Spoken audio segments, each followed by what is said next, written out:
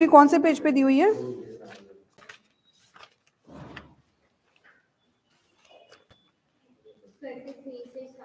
हाँ 23 से। हिंदी मीडियम में तो 25 पे ही दी हुई है ना, डेवलपमेंटल थ्योरीज, और इंग्लिश मीडियम में 23। Okay okay, once again good morning all of you, welcome to the classes DLED first year Gwalior plus Haryana और and merry Christmas all of you first of all.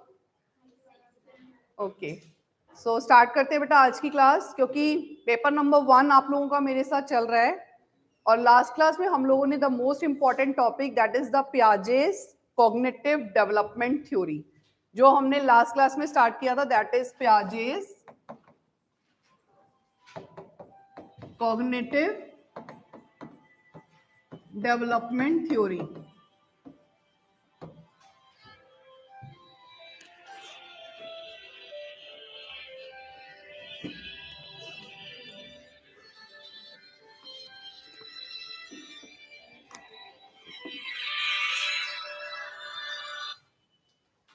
Piaget's cognitive development theory, संज्ञानात्मक विकास का सिद्धांत।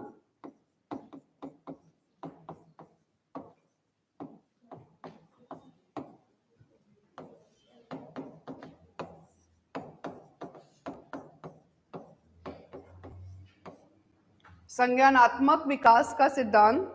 सो हमने इस theory में कुछ terms को discuss किया था। This is most important theory बेटा, और मैंने आपको ये बताया था आप आगे जब DLED सेकेंड ईयर में जाओगे तो भी ये थ्योरी है, जब आप CTET का एग्जाम दोगे उसमें भी ये मोस्ट इंपॉर्टेंट टॉपिक है। CDP में इसके बहुत सारे क्वेश्चंस आते हैं, और इनफैक्ट आप उसके बाद में जब DSSB का एग्जाम दोगे उसमें भी इसका क्वेश्चन आता है। इवन इनफैक्ट इंटरव्यू तक में भी इसके बारे में थ्योरी के पूछ लेते हैं। सो समझ लो कि कितनी इंपॉर्टेंट थ्योरी है कि जो हर एक उसके पार्ट में इसको इंक्लूड किया गया है। ठीक है, सो जो ये थ्योरी है बेटा पियाजे की, इस थ्योरी में कॉग्निटिव टर्म जो मैंने आप लोगों से डिस्कस किया था, कॉग्निटिव का मतलब क्या होता है? संज्ञानात्मक, which is concern with the thinking process, which is concern with mental processing. जो ये कॉग्निटिव टर्म है ना, ये कॉग्निटिव टर्म का मतलब क्या होता है? Mental aspect, mental processing. ये किससे रिलेटेड है?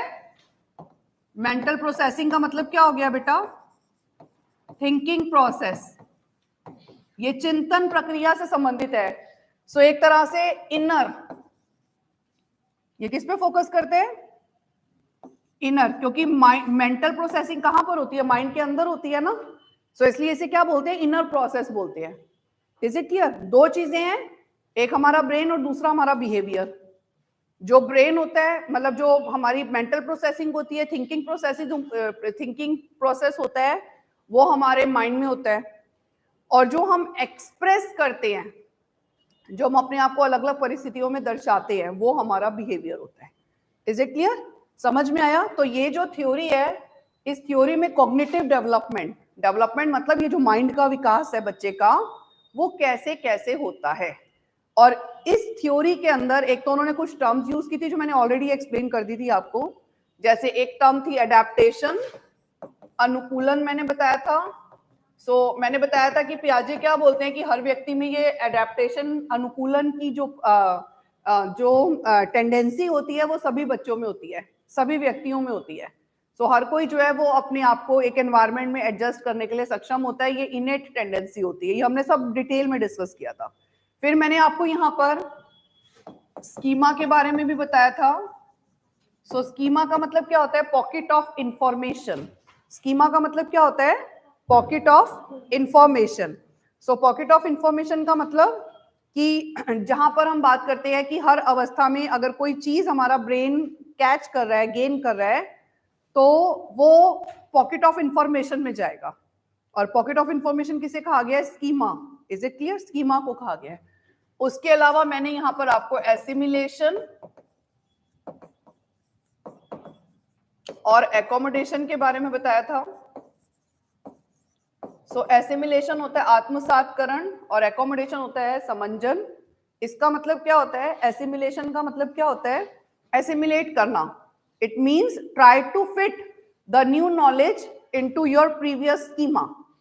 जब हम प्रीवियस स्कीमा मतलब जो मेरे माइंड में ऑलरेडी है, तो अगर मैं किसी भी नए ज्ञान को पुराने स्कीमा में फिट करने की कोशिश करूं, तो ये जो प्रोसेस होगा ये क्या होगा? एसिमिलेशन।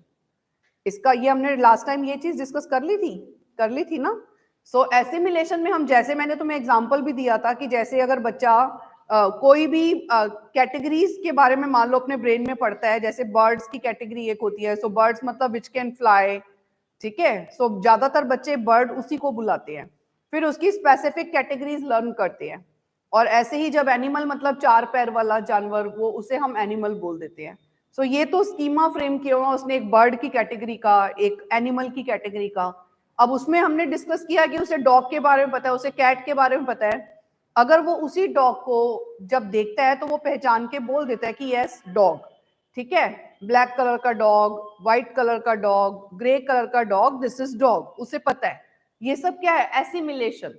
क्योंकि उसने, अब एसिमिलेशन का मतलब क्या है? उसने उसको अपने पुराने स्कीमा में फिट कर लिया है कि 4 पैरों वाला जानवर जो होता है कोई भी, वो एनिमल होता है। Is it clear? अब उसने देखा उसी डॉग को रेस में भागते हुए, तो ये उसने एक नई चीज पढ़ी, लेकिन इसने इसको भी कहां पे फिट कर लिया? अपने पुराने स्कीमा में। क्योंकि उसने डॉग को पहले बस सिर्फ रेस में भागते हुए नहीं देखा था, लेकिन वैसे तो उसने डॉग को देखा हुआ है। सो दिस इज अगेन एसिमिलेशन।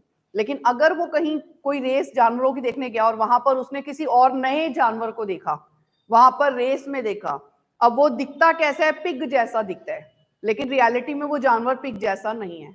तो अब बच्चा क्या कर रहा है? पहले एसिमिलेट करने की कोशिश कर रहा है कि ये पिग है जो रेस में भाग रहा है। तो ये जब तक वो उसे पिग बोल रहा है तब तक वो एसिमिलेट कर रहा है। Is it clear? उस एग्जाम्पल में वो पिग को भागते हुए देख रहा है रेस में, तो जब तक वो उसे, वो पिग है नहीं।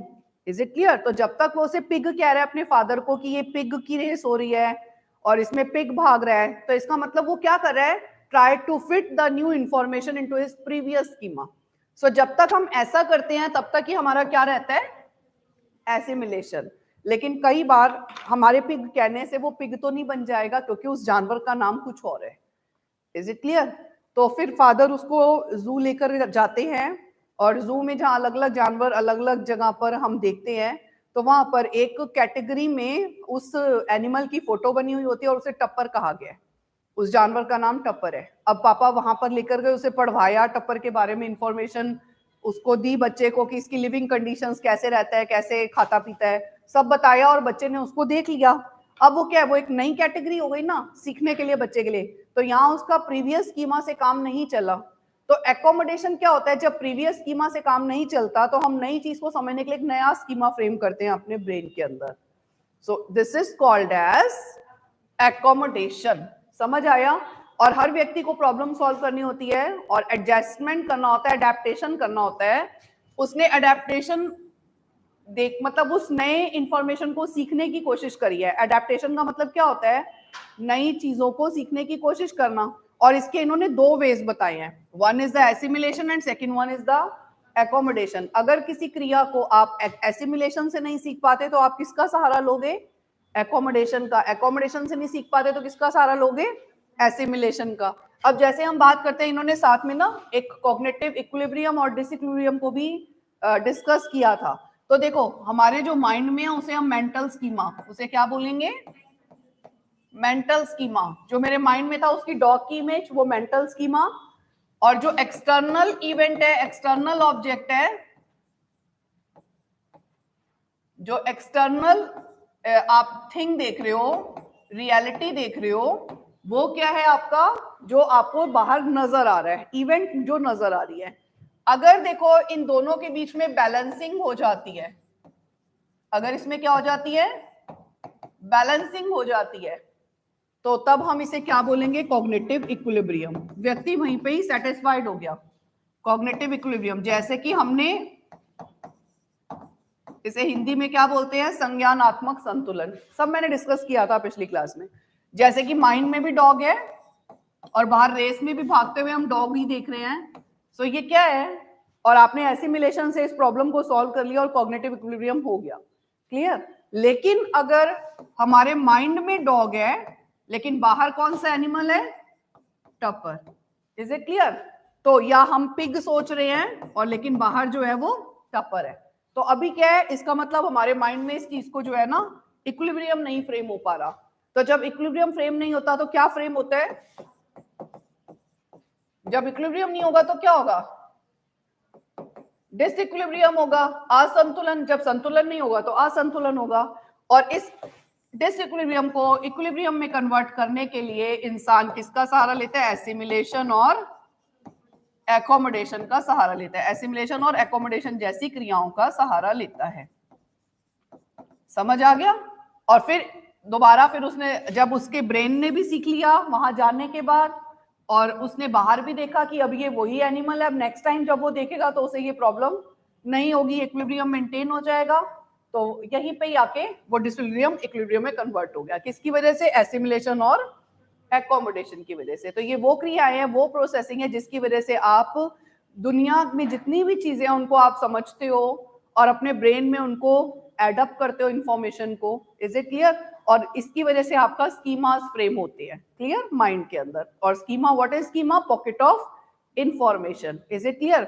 अब देखो, यहां तक हमने पिछली क्लास में डिस्कस कर लिया था। आगे क्या आ जाता है बेटा? इन्होंने अपनी थ्योरी में बताया ये जो कॉग्निटिव डेवलपमेंट है, ये जो संज्ञानात्मक विकास है, जो बच्चे का ब्रेन का डेवलपमेंट होता है, इसके लिए इन्होंने 4 अवस्थाओं का वर्णन किया है। इस कॉग्निटिव डेवलपमेंट की जो स्टेजेस हैं वो इन्होंने कितने पार्ट्स में डिवाइड किए हैं? मेंटल डेवलपमेंट बच्चे का 4 अवस्थाओं में इन्होंने बताया है। और वो 4 अवस्थाएं कौन कौन सी होती हैं? जैसे पहली है सेंसरी मोटर स्टेज। पहली अवस्था कौन सी है?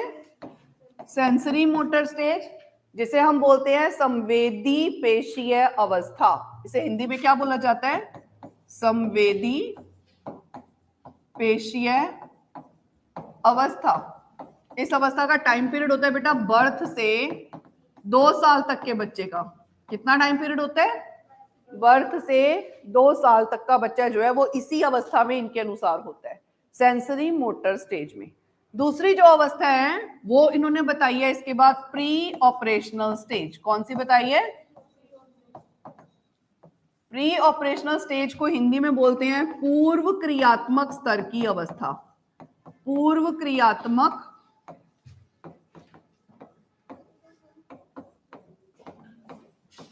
स्तर की अवस्था, जिसका टाइम पीरियड है बेटा 2 से 7 साल का। 2 से 7 साल का टाइम पीरियड है। इसके बाद आती है बेटा कॉन्क्रीट ऑपरेशनल स्टेज। कौन सी आती है?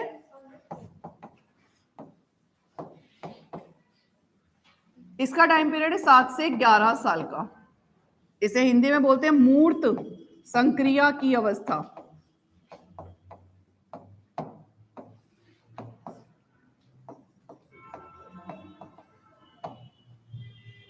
और लास्ट अवस्था आ जाती है फॉर्मल ऑपरेशन स्टेज।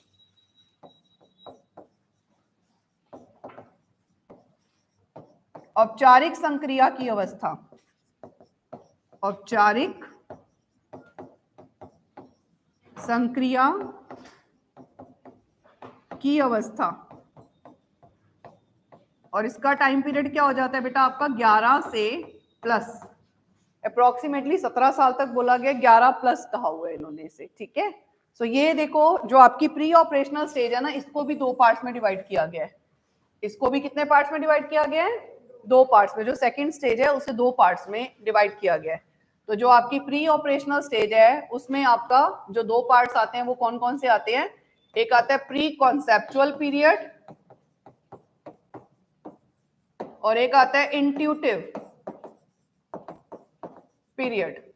तो जो प्री कॉन्सेप्चुअल पीरियड है ना, इसे हिंदी में बोलते हैं पूर्व संप्रत्यात्मक स्तर की अवस्था। और इंट्यूटिव पीरियड को बोलते हैं अंतदर्शी अवस्था। ये जैसे टोटल टाइम पीरियड 2 से 7 साल का था ना सेकंड वाला, तो इसमें से जो 2 से 4 साल तक का पीरियड होता है वो आपका प्री कॉन्सेप्चुअल के लिए होता है, और 4 से 7 साल वाला पीरियड जो होता है वो आपका इंट्यूटिव होता है। Is it clear? क्योंकि ये टोटल मिलाकर कितना टाइम पीरियड है? 2 से 7, 2 to 7, तो 2 to 4 और 4 to 7 दो पार्ट्स में ब्रेक है। Is it clear? समझ आया सबको? अब हम इन्हें 1 by 1 करके डिस्कस करेंगे। यस,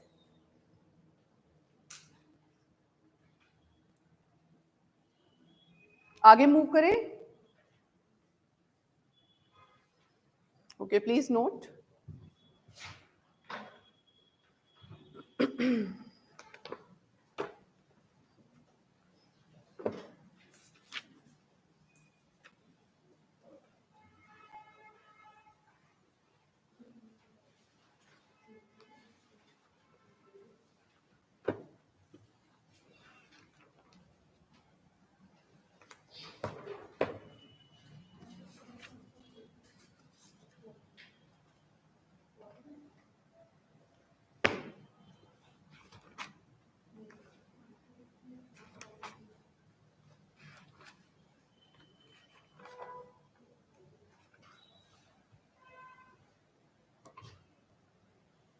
आगे बढ़ा दें, करें।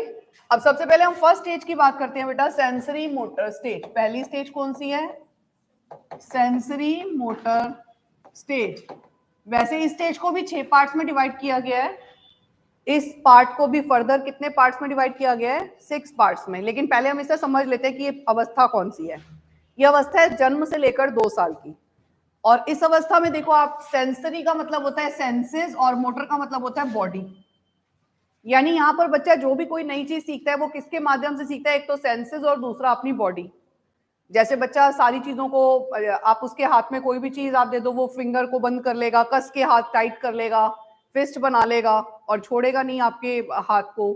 और आप उसके सेंसेस में, जैसे आप उसके मुंह के पास में फिंगर लेकर आओ तो वो अपना लिक करता है ना, हर सक करने की कोशिश करता है। और कोई भी चीज को वो दुनिया में आप उसके मुंह के पास अगर ले आओगे तो वो उसे अपने मुंह में डालने की कोशिश करेगा। तो छोटे बच्चों को देखा कि चाहे टॉय हो, चाहे मिट्टी हो, चाहे चौक हो, दुनिया की सारी चीजें, वो सबसे पहले उनको, छोटे बच्चे अगर होते हैं तो वो उसको मुंह में डालकर मतलब उसके टेस्ट को फील करते हैं या उससे वो उसको समझने की कोशिश करते हैं। Is it clear? तो इस अवस्था के अंदर जो जन्म से 2 साल की अवस्था होती है, इस अवस्था में बच्चे कोई भी दुनिया की चीज जो है अगर उससे उन्होंने ग्रास्पिंग करनी है, ओरिएंटेशन करनी है, तो उनके पास 2 साधन है। एक उनके सेंसेस और क्योंकि ना तो उन्हें भाषा आती है, ना उन्हें पता है कि मुझे बड़े को नकल करना है और मुझे उस तरह से सीख लेना है। सो इस अवस्था का जो बच्चा है वो नई चीज को सीखने के लिए अपने सेंसेस को एक्टिव रखेगा या बॉडी की हेल्प से जो है वो क्रियाओं को करके और सीख लेगा। Is it clear? तो इसलिए इस अवस्था की कुछ खास विशेषताएं हैं, जैसे कि सेंसेस आर एक्टिव। इस अवस्था में क्या होता है, जो इंद्रियां होती हैं, ये हिंदी में मैं ओरली बोल दूंगी, नोट कर लेना, ठीक है? यहाँ पर इंद्रियां क्रियाशील होती है। इस अवस्था में इंद्रियां क्या होती हैं? क्रियाशील होती हैं। इसका मतलब है कि बालक जो है वो इंद्रियों के माध्यम से ज्ञान प्राप्त करता है। So senses are the gateways of knowledge and child uses his senses to gain the knowledge. Is it clear? समझ आया? ये पहली विशेषता इस अवस्था की। इसके अलावा इस अवस्था का जो बच्चा होता है वो सेल्फ सेंटर्ड होता है बेटा। इस अवस्था का बच्चा क्या होता है? Self centred. ये दूसरी विशेषता है इस अवस्था की। सेल्फ सेंटर्ड का मतलब आत्म केंद्रित। इस अवस्था का बालक क्या होता है?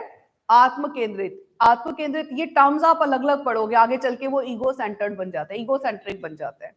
इस अवस्था में वो क्या रहता है? Self centred. इससे आगे आने वाली अवस्था में वो क्या बन जाता है? ईगो सेंट्रिक हो जाता है। सेल्फ सेंटर्ड का मतलब क्या होता है कि जब एक बालक अपनी आवश्यकताओं तक सीमित हो तो उसे सेल्फ सेंटर्ड कहते हैं। छोटे बेबी को अगर भूख लगे तो उसको मम्मा दूध दे देती है तो सेटिस्फाइड हो जाता है। उसकी डिमांड तो नहीं होती कि मुझे चाउमीन खानी है या मुझे टॉफी चॉकलेट खानी है, उसकी भूख लग रही है। ऐसा तो नहीं करते छोटे बेबीज। तो अगर भूख लगे तो उन्हें दूध दे दो, उसने सूसू पोटी करा हुआ है, गीला है तो उसको नैपी बदल दो, उसे नींद आ रही है तो उसे सुला दो, उसे अकेलापन फील हो रहा है तो उससे बातें कर लो, उसे गोदी में ले लो, और उसको थोड़ा इधर उधर, अगर उसको लेटे लेटे थक गया तो उसे घुमा, गोदी में लेकर इधर उधर घुमा लो। मतलब दिस इज सेल्फ सेंटर्ड का मतलब क्या होता है कि अपनी आवश्यकताओं तक सीमित। तो इस अवस्था के बच्चे क्या होते हैं? Self centred. अब हमने बोला क्योंकि मोटर एक्टिविटीज है तो दे परफॉर्म रिफ्लेक्स एक्शंस। वो किस तरह के एक्शंस परफॉर्म करते हैं बेटा? रिफ्लेक्स एक्शंस को बोलते हैं हिंदी में सहज क्रियाएं। क्या बोलते हैं इसे हिंदी में? सहज क्रियाएं। सो दे परफॉर्म रिफ्लेक्स एक्शंस। इस अवस्था का बालक रिफ्लेक्स एक्शन का मतलब होता है सहज क्रियाएं करता है। और सहज क्रियाएं वे क्रियाएं होती हैं जिसको सीखने के लिए या जिसे करने के लिए उससे पहले किसी ट्रेनिंग की जरूरत नहीं होती। ये जन्मजात क्रियाएं होती हैं जिसे हर बालक अपने आप से करता है, क्योंकि इस अवस्था के बालक को कुछ सीखा तो है ही नहीं उसने, ना उसके सेंसेस अभी डेवलप्ड हैं। तो ये इसमें कौन सी क्रियाएं आ जाती हैं रिफ्लेक्स एक्शंस में जो सभी बच्चे करते हैं, जैसे सकिंग। वो नई नॉलेज को गेन करने के लिए क्या करता है, आप उसके मुंह के पास, जैसे मैंने अभी एग्जांपल दिया था, जो अब बच्चा अंगूठा चूस रहा है या बच्चे के मुंह के पास दुनिया की कोई भी चीज ले आओ वो उसे सक करना शुरू कर देता है। सो सकिंग अपने आप में क्या हो गया, इसको क्या उसने सिखाया, किसी ने सिखाया उसको, किसी ने नहीं सिखाया, लेकिन बच्चा अपने आप ऑटोमेटिकली ये करता है। Is it clear? तो इसमें सकिंग आ जाता है, ओरिएंटेशन आ जाता है अपने चारों तरफ के सराउंडिंग वर्ल्ड के साथ, आप उस चीज को गेन करने की कोशिश करते हैं। ग्रैस्पिंग आ जाता है, नई नई इंफॉर्मेशन को आप क्या करते हो, ग्रैस्प करते हो, अपनी बॉडी के माध्यम से बच्चा ग्रैस्प पिक करने की कोशिश करता है। सो ये क्या है, रिफ्लेक्स एक्शंस। बच्चे ऑटोमेटिक जो एक्शन करते हैं, बच्चे का हाथ पैर सारा दिन हवा में होते हैं ना, और वो अपने हाथ पैरों के साथ ही खेलता रहता है। So it's called reflex actions, जो बच्चे किसी ने सिखाया नहीं है, they are performing by themselves. ठीक है, तो ये चीज इस अवस्था के बालक खुद करते हैं। इसके अलावा 8 महीने की अवस्था में बच्चों में इमिटेशन की टेंडेंसी, 8 महीने इसी में आ जाएंगे ना, जन्म से 2 साल में। तो जब बच्चा 8 मंथ्स का होता है तो वहां पर बच्चे में एक चीज और स्टार्ट हो जाती है, जस्ट स्टार्ट इमिटेशन। इमिटेशन का मतलब होता है अनुकरण की प्रवृत्ति। इमिटेशन का मतलब क्या होता है, अनुकरण की प्रवृत्ति। यानी बच्चे जो है अपने बड़ों को देखते हैं और जैसे जैसा फैमिली में एनवायरनमेंट होता है, जिस तरह की भाषा यूज की जाती है, बच्चा उन सब चीजों को पिक करना शुरू कर देता है। इस अवस्था में 8 महीने में वो चीज उसके ब्रेन में डेवलप होनी स्टार्ट हो जाती है, जो आप उसे दिखा रहे हो। तभी तो बोलते हैं बच्चों के सामने वही बात करो जो तुम्हें उनको सिखानी हो, दिखानी हो, अदरवाइज उनके सामने कोई ऐसी बात मत करो जो तुम्हें लगता है कि वो गलत साबित होगी। Is it clear? तो इस अवस्था के बालक को इमिटेशन कब से स्टार्ट होता है, 8 मंथ से। And the most important thing, animation नहीं, सॉरी, एनिमेशन नहीं, ऑब्जेक्ट परमानेंस। इस अवस्था में द मोस्ट इंपॉर्टेंट थिंग एक और, ऑब्जेक्ट परमानेंस। ऑब्जेक्ट परमानेंस को बोलते हैं वस्तु स्थायित्व। ये भी 8 मंथ्स में ही स्टार्ट होता है। कब होता है स्टार्ट, वस्तु स्थायित्व की जो परिस्थिति है ये भी कब स्टार्ट होती है, 8 मंथ्स में ही स्टार्ट होती है। इस टर्म को क्या बोलते हैं, ऑब्जेक्ट परमानेंस को क्या बोलते हैं। ऑब्जेक्ट परमानेंस का मतलब होता है कि जैसे इस अवस्था से जो पहले का बच्चा है, ऑब्जेक्ट मतलब कोई भी वस्तु, परमानेंस मतलब उसका जो स्थायित्व है उसे फील करना, उसे रियलाइज करना। ऑब्जेक्ट परमानेंस की अवस्था में जब बालक आ जाता है तो उसके सामने जब कोई चीज नहीं भी होती तो भी वो उसकी एग्जिस्टेंस को फील करता है, उसकी कि वो चीज कहीं पे है, पड़ी हुई है, लेकिन मुझे नहीं दिख रही। वो उसकी इन एग्जिस्टेंस को फील करके उसे, जैसे अगर सपोज मान लो एक छोटा बेबी, अगर आप उसके हाथ में रिमोट दे दो तो वो रिमोट से खेल लेगा। आप रिमोट लेके उसके हाथ में टेडी बियर दे दो, टेडी बियर से खेल लेगा, लेकिन रिमोट की डिमांड नहीं करेगा या उसे ढूंढने की कोशिश नहीं करेगा। ठीक है, अगर मम्मा सामने है तो भी कोई बात नहीं, नहीं है तो भी वो भुलेखे में रहेगा। 8 महीने से पहले की अवस्था जो होती है उसमें इसका मतलब वो ऑब्जेक्ट परमानेंट स्टेज में नहीं होता। लेकिन जब 8 महीने के बच्चे के सामने आप टेडी बियर से उसको दिखाओ, उसे खिलाओ, तो थोड़ी देर के बाद अगर आप टेडी बियर को ऐसे बाजुओं के पीछे छुपा लोगे ना, सो ट्राई टू सर्च, वो उसे सर्च करेगा कि कहाँ गया। जैसे बच्चे छोटे बेबी सर्च करते हैं तो वो देखेगा कि कहीं ये बेड के नीचे तो नहीं है, कहीं ये पर्दे के पीछे तो नहीं है, कहीं ये रजाई के अंदर तो नहीं है, कहीं ये पिलो के पीछे तो नहीं, मतलब इस तरह से उसको सर्च करना शुरू कर देगा। सो इसका मतलब क्या है कि अब वो एक के बाद दूसरा टॉय जब आप देते हो तो वो पिछले वाले को भी सर्च करने की कोशिश करता है। जैसे मम्मा नहीं है तो मम्मा को भी वो ऐसे पर्दे के पीछे, बेड के नीचे, सब जगह ढूंढ रहा है। तो इसका मतलब इस अवस्था में जब बच्चा ऐसा करना शुरू कर दे तो वो कौन सी अवस्था में आ गया, ऑब्जेक्ट परमानेंस। समझ आ गया? कोई वस्तु जिसकी इन एग्जिस्टेंस को आप जो है फील करने लग जाए जिस अवस्था में, जिस टाइम पीरियड में, उसे हम बोलते हैं ऑब्जेक्ट परमानेंस स्टेज। समझ आ गया? क्लियर? तो इस अवस्था के बालकों में ये सब, इस अवस्था की एक खास विशेषताएं है कि उनके सेंसेस एक्टिव होते हैं, बच्चे सेल्फ सेंटर्ड होते हैं, दे परफॉर्म रिफ्लेक्स एक्शन, सहज क्रियाएं करते हैं, इमिटेशन अनुकरण की प्रवृत्ति प्रारंभ होती है, और ऑब्जेक्ट परमानेंस वस्तु स्थायित्व जो है वह भी 8 महीने में ही प्रारंभ हो जाता है। अब इस अवस्था को इन्होंने फर्दर जो है 6 पार्ट्स में डिवाइड किया। कितने पार्ट्स में डिवाइड किया है? 6 पार्ट्स में इसे डिवाइड किया गया है। तो वो 6 पार्ट्स कौन से हैं इसके, ये आगे कर दूं, आगे कर दे। तो अब इसके अंदर जो 6 पार्ट्स हैं वो कौन से हैं, ए है स्टेज ऑफ रिफ्लेक्स एक्शन। सबसे पहला यही है इसके अंदर, ए पार्ट क्या है, स्टेज ऑफ रिफ्लेक्स एक्शन। ये 2 महीने का है, जैसे जन्म से कितने मंथ्स का है, खाली 2 महीने का जो बच्चा है ना खाली, वो तो सिर्फ रिफ्लेक्स एक्शंस परफॉर्म करता है, जैसे सकिंग, ओरिएंटेशन, ग्रैस्पिंग हमने अभी पढ़ा ना। So they only perform reflex actions, इसलिए इस अवस्था को भी क्या कहा गया है, सहज क्रियाओं की अवस्था। क्या कहा गया इस अवस्था का नाम, सहज क्रियाओं की अवस्था की। जो जन्म से 2 महीने का बच्चा है वो सिर्फ रिफ्लेक्स एक्शंस करता है चीजों को सीखने के लिए, गेन करने के लिए। Is it clear? और उसमें भी सबसे इंपॉर्टेंट उसका कौन सा होता है, सकिंग होता है, जिससे वो सब चीजों को गेन करने की कोशिश करता है। Is it clear? I am sorry, 30 days करना है इसको, 30 डेज।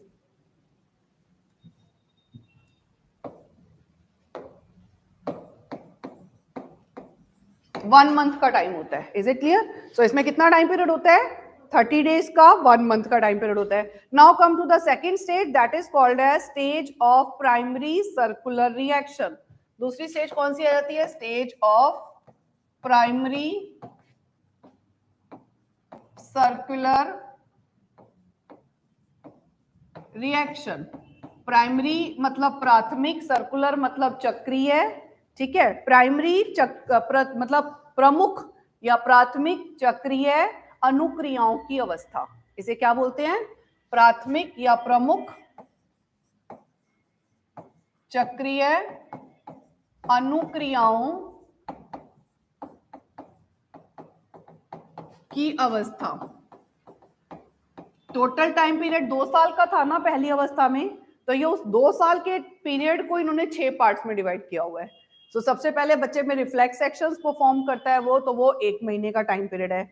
अब इसके बाद जब नेक्स्ट आता है stage of primary circular reaction, तो अब 1 महीने का बच्चा हो चुका है, तो ये जो टाइम पीरियड है वो 1 से 4 महीने का होता है। ये कितना टाइम पीरियड होता है बेटा, 1 to 4 मंथ्स का। अब ये जो प्राइमरी है ना, इसमें वो अपने बॉडी पार्ट्स यूज करता है। जैसे एक बच्चे का हाथ और पैर पूरा टाइम हवा में रहना, या वो बच्चा जो है उसकी फिस्ट फ्रेम करता है, यानी कि अपने उसके हाथ में आप कोई भी चीज पकड़ा दो तो वो उसे बिल्कुल ग्रिप के साथ कस के पकड़ लेता है। मम्मा की फिंगर है, मम्मा की साड़ी है, कोई भी चीज है उसके हाथ में आती है, उसे वो कस के पकड़ लेता है। तो यहाँ पर बच्चा जो ओरिएंटेशन कर रहा है वो किस तरह से कर रहा है, अपने ही हाथ पैरों से सारा दिन खेलता है। उसके हाथ पैर देखिए, 1 से 4 महीने का बच्चा जो है उसके हाथ पैर हवा में अपने ही हाथ पैरों से सारा दिन खेलता रहता है। उसे कोई टॉय कुछ नहीं चाहिए, एक्सटर्नल थिंग्स नहीं चाहिए, वो पहले अपने आप को ही कंसीडर करता है। तो इसीलिए इस अवस्था को बोला गया प्राइमरी सर्कुलर। प्राइमरी का मतलब कि सबसे पहले वो अपने बॉडी पार्ट्स का यूज कर रहा है, प्राइमरी। और सर्कुलर का मतलब क्या होता है कि बार बार, मतलब क्या करेगा, एक बार खेलेगा, थकेगा, दूध मांगेगा, पोटी सुसु करेगा, सो जाएगा, फिर दोबारा यही करेगा, खेलेगा अपने हाथ पैर से, और फिर दूध मांगेगा, फिर पोटी सुसु करेगा, फिर सो जाएगा। तो सर्कुलर मतलब क्या है कि जिस पॉइंट से शुरू हुए दोबारा वहीं पे आ गए। तो वो बार बार इस तरह के रिस्पॉन्सेस देता है, इस तरह के रिएक्शन शो करता है। इसलिए इस अवस्था का नाम क्या रखा गया बेटा, stage of primary circular reaction. इसका मतलब ये है कि वो अपने बॉडी पार्ट्स को एक दूसरे के साथ कोऑर्डिनेट करने की कोशिश कर रहा है। Is it clear? तो इसलिए इस अवस्था को प्राइमरी सर्कुलर रिएक्शन कहा गया है। अब इसके बाद जब तीसरी अवस्था पर बच्चा आ जाता है इसी में, सो स्टेज ऑफ प्राइमरी की जगह यहाँ पर टर्म आ जाएगा सेकेंडरी। यहाँ पर टर्म क्या आ जाएगा, सेकेंडरी सर्कुलर रिएक्शन। सो यहाँ पे प्रमुख की जगह द्वितीय आ जाएगा। Is it clear? द्वितीय चक्रीय अनुक्रियाओं की अवस्था, या चक्रीय की जगह इसे वृत्तीय भी कहते हैं बेटा। इसे क्या बोलते हैं, वृत्तीय। वृत्त जहां से घूमता है वहीं पे आ जाता है ना, इसलिए वृत्तीय भी कहा गया है। सो इसे क्या बोलते हैं, stage of secondary circular reaction, द्वितीय और वृत्तीय अनुक्रियाओं की अवस्था। तो वो 1 से 4 महीने का था, नाउ अब 4 से 8 मंथ का टाइम है। इसमें कितना टाइम है, 4 से 8 महीने का टाइम है। इसका मतलब अभी तो यहाँ तक आते आते ना ऑब्जेक्ट परमानेंस स्टार्ट हुआ है, क्योंकि वो तो 8 महीने से स्टार्ट होता है, ना इमिटेशन अभी तक हुआ है, लेकिन ये सेकेंडरी है। अब सेकेंडरी जो अवस्था होती है ना बेटा, यहाँ पर बच्चा 4 महीने से जो बच्चे है ना, अब पहले तो वो अपने बॉडी पार्ट से खेलता था। इस अवस्था को सेकेंडरी इसलिए कहा गया क्योंकि इस अवस्था में बच्चा बाहर की चीजों को छूना शुरू कर देता है। इस अवस्था में वो अपने बॉडी पार्ट्स को खेलने की बजाय क्या करता है, अब वो बाहर की चीजों को, जैसे उसके हाथ में रिमोट, वो रिमोट लेगा, देखेगा, उसे फेंकेगा। उसे नहीं पता कि तुम्हारा 20,000 का मोबाइल या तुम्हारा 10 रुपए का टॉय, उसके लिए दोनों चीजें बराबर है। उसको वो दोनों को देखेगा, खेलेगा, फेंक देगा, देखेगा, खेलेगा, फेंक देगा। Is it clear? समझ आ गया? तो इस अवस्था के जो बच्चे होते हैं वो क्या करते हैं, चीजों को देखते हैं, बाहर की चीजों को, और उनसे खेलते हैं और उनको फेंक देते हैं, अपने तरीके से यूज करते हैं। इसलिए इसे क्या बोला गया? Secondary circular reaction. Is it clear? समझ में आ गया? अब इसके बाद आती है इन्हीं को कोऑर्डिनेट करने की अवस्था, जो 4th नंबर पर आती है, वो क्या होती है? Stage of coordination of secondary schema. Stage of coordination of secondary schema. Stage of coordination of secondary schema, इसे हिंदी में क्या बोलेंगे? गौण स्कीमा के समन्वय की अवस्था। इसे हिंदी में क्या बोलेंगे? गौण स्कीमा के समन्वय की अवस्था। गौण स्कीमा के समन्वय की अवस्था। अब जैसे यहां पर 4 से 8 था, अब यहां 8 से 12 और 4 महीने ऐड हो गए, तो इसका टाइम पीरियड कितना हो गया? 4 से 8, 8 से 12, 1 साल का बच्चा हो जाएगा ना। यहाँ पर आते थे 12 महीने का मतलब 1 ईयर का चाइल्ड हो जाएगा। तो इस अवस्था में क्या क्या चीजें होती है? देखो, इसे कोऑर्डिनेशन इसलिए कहा गया कि जिन चीजों को वो पहले छू रहा था, देख रहा था, फेंक रहा था, अब वो उनके साथ कोऑर्डिनेशन मेंटेन करना स्टार्ट करता है। आप भी तो उसे नई नई चीजें सिखाना शुरू करते हो, तो वो भी उनके साथ कोऑर्डिनेशन मेंटेन करने की कोशिश करता है। इसलिए इसे कोऑर्डिनेशन की स्टेज कही गई है। ठीक है, उसी सेकेंडरी स्कीमा को अभी आगे और ज्यादा कोऑर्डिनेट करने की कोशिश कर रहा है।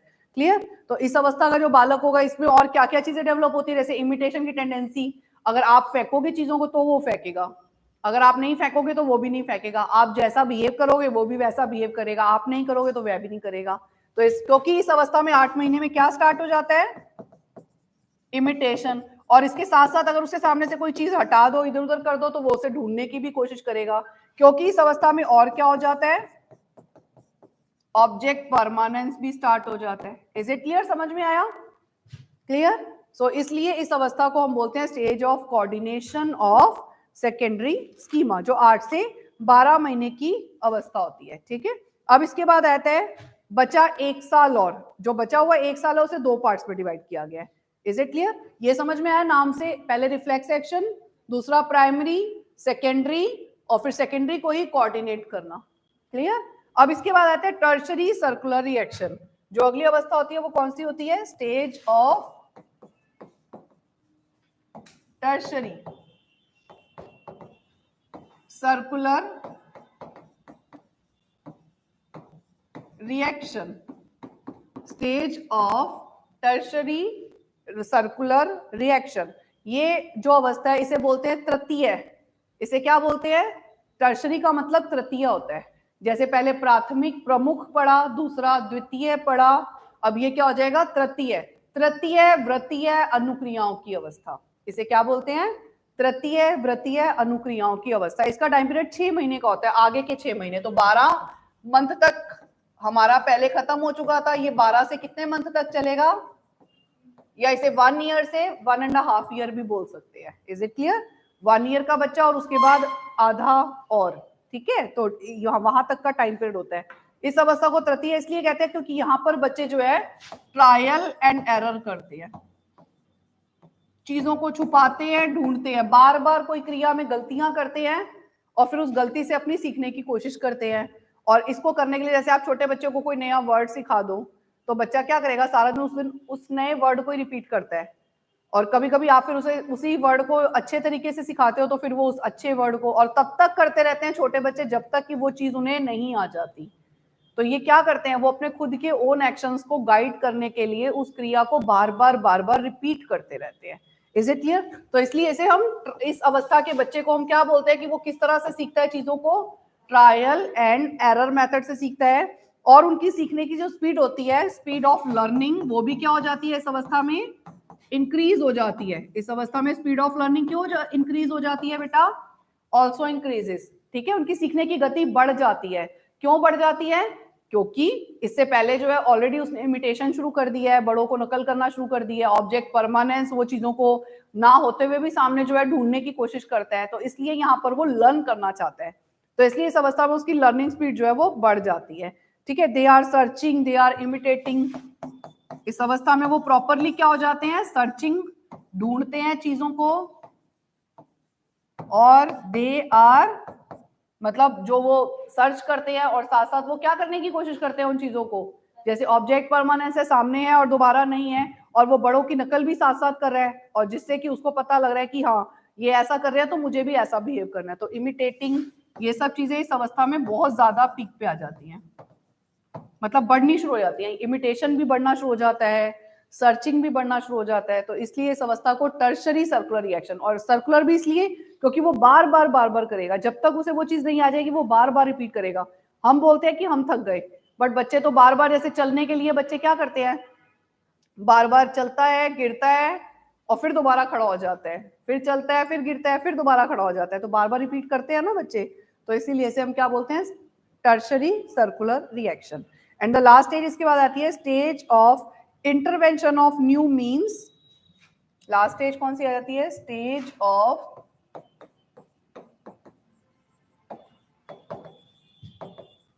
Intervention of new means through mental continuation।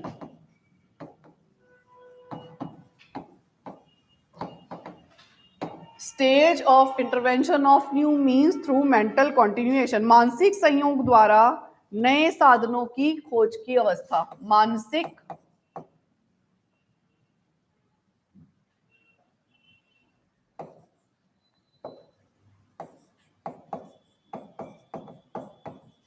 संयोग द्वारा नए साधनों को खोजने की अवस्था। और इस अवस्था का जो टाइम पीरियड है ना बेटा, जैसे हमने वहां 18 महीने तक पढ़ लिया ना, अब बाकी का बचा हुआ यही होगा 1.5 साल से 2 साल तक का। तो 18 मंथ से 24 मंथ्स तक का टाइम पीरियड जो है वो इसके लिए होता है। 18 मंथ से 24 मंथ्स तक का टाइम पीरियड इसके लिए होता है। इसे क्लियर? और इस अवस्था में बच्चे क्या करते हैं, क्योंकि ये मेंटल कॉन्टिन्यूएशन है, तो इसका मतलब उनके पास चिंतन के नए नए तरीके आने लग जाते हैं, ठीक है। न्यू वेज ऑफ थिंकिंग, अलग अलग तरीके से सोचना शुरू कर देते हैं। तो क्या होना, नए नए तरीके से चीजों को सीखते हैं। तो नए नए वे, जैसे आपने देखा है कि हम साइकिल को जो है सिर्फ चलाने के लिए यूज करते हैं, उसका पैडल घुमाते हैं, लेकिन छोटे बच्चे को कभी देखा है वो पैडल ऐसे ऐसे ऐसे मारता रहेगा, ऐसे ऐसे घुमाता रहेगा। तो वो अपना एक तरीका, वो मतलब हर चीज के साथ खेलने का, उसको देखने का। आप बच्चे के हाथ में कोई भी टॉय पकड़ा दो, आप सोच भी नहीं सकते कि वो उसका यूज कैसे कैसे कर लेते हैं। और हम तो एक ही यूज जो हमें दिखाया गया हम वही जानते हैं, लेकिन बच्चे उसके यूज अलग अलग तरीके से कर लेते हैं। Is it clear? तो ये क्या है, मतलब न्यू वेज ऑफ थिंकिंग जो इस अवस्था में उनके बहुत ज्यादा मतलब डेवलप होते हैं, ठीक है। तो ये जो चीजें हैं, इसके अलावा मतलब एडवांस्ड ऑब्जेक्ट परमानेंस प्रॉब्लम जो है वो सॉल्व करने लग जाते हैं। एडवांस्ड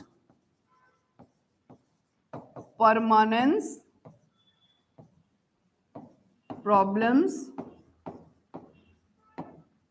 डेवलप्स, ये और ज्यादा डेवलप होनी स्टार्ट हो जाती हैं। मतलब वो जो परमानेंस वाली स्टेज थी ना, ऑब्जेक्ट परमानेंस वाली की चीजें सामने नहीं है और वो उसे ढूंढ रहा है, तो इस अवस्था में और स्ट्रांगली ढूंढने लग जाता है। मतलब उसे पता है कि मम्मा गई हुई हैं तो मार्केट गई हुई हैं, पहले वो सिर्फ पर्दे के पीछे और बेड के नीचे तक लिमिटेड था, अभी उसको पता है कि मम्मा मार्केट गई हैं, तो वो मतलब उस तरह का रिएक्शन शो करेगा। Is it clear? समझ में आ गया?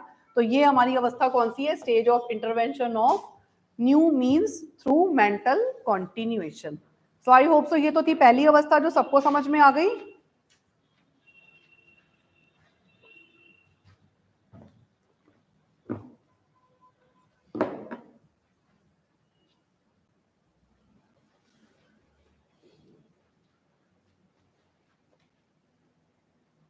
ये आपकी हिंदी मीडियम वाली बुक में, इंग्लिश मीडियम में सब में दिया हुआ है, पेज नंबर 27 पर ये 6 अवस्थाएं हिंदी में दी हुई हैं, और इंग्लिश मीडियम में भी 25 पेज पे ये 6 अवस्थाएं दी हुई हैं ना बेटा। क्लियर हो गया सबको? ये 2-2, 3-3 लाइनों में वही एक्सप्लेनेशन है जो मैंने आपको ऑलरेडी दे दिया, मैंने उससे ज्यादा ही दे दिया। Is it clear? अब आगे हम बात करते हैं दूसरी अवस्था पर आ जाते हैं, that is pre operational stage. दूसरी अवस्था कौन सी आ जाती है? प्री ऑपरेशनल स्टेज, जिसे हम बोलते हैं हिंदी में क्या, पूर्व संक्रियात्मक स्तर की अवस्था, ठीक है। प्री ऑपरेशनल स्टेज आ जाए, आगे बढ़े। सेकंड स्टेज कौन सी आ जाती है? Pre operational stage. तो मैंने बताया कि 2 से 7 साल की अवस्था होती है, तो 2 से 4 और 4 से 7 साल, दो पार्ट्स में भी ये डिवाइड है। तो 2 से 4 साल का जो टाइम पीरियड उसे हम प्री कॉन्सेप्चुअल पीरियड बोलते हैं, और नाम से ही हमें क्लियर होता है जो इसका पहला पार्ट है प्री कॉन्सेप्चुअल वाला, यानी बच्चे की कोई किसी तरह की कॉन्सेप्ट क्लैरिटी नहीं है, इसीलिए उसे प्री कॉन्सेप्चुअल पीरियड कहा गया है। उसे अभी भी वो डिपेंडेंट है, उतना इंडिपेंडेंट नहीं हुआ, क्योंकि अभी वो कितने साल का है?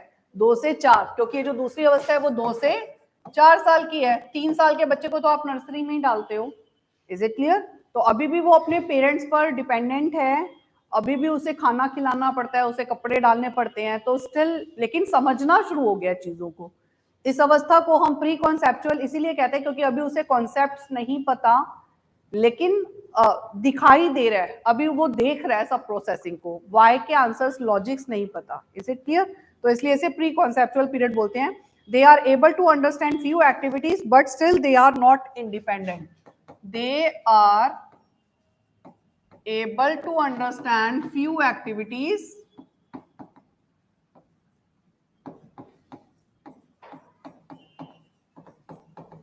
but still not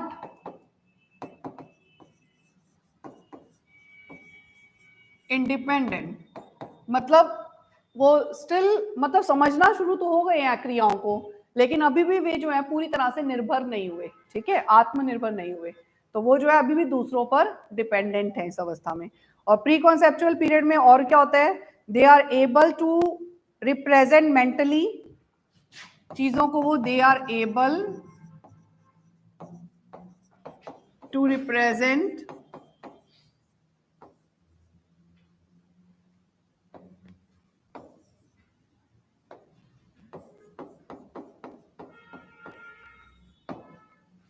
मेंटली किस चीज को? To draw. कोई भी छोटी छोटी चीजें ऐसे ड्रॉ करते हैं ना बच्चे अपने आप को, अपने दिमाग में जो चल रहा है वो उसको, जैसे छोटे बच्चे की ड्राइंग क्या हो सकती है? जस्ट ऐसे किया और वो जो है बस इतना दिखा देगा कि ये पर्सन है ना।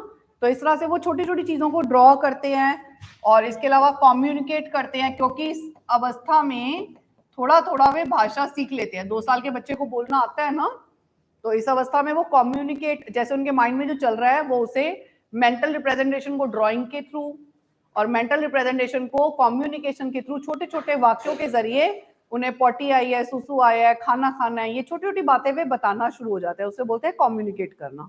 तो ये सब चीजें वो इस अवस्था में सीख लेते हैं। इसके अलावा इस अवस्था में एक और चीज होती है बेटा, हमने पढ़ा था इससे पिछली अवस्था में, देवर सेल्फ सेंटर्ड। सेल्फ सेंटर्ड थे ना, इस अवस्था में आते आते वो बन जाते हैं ईगो सेंटर्ड। क्या बन जाते हैं? Ego centric.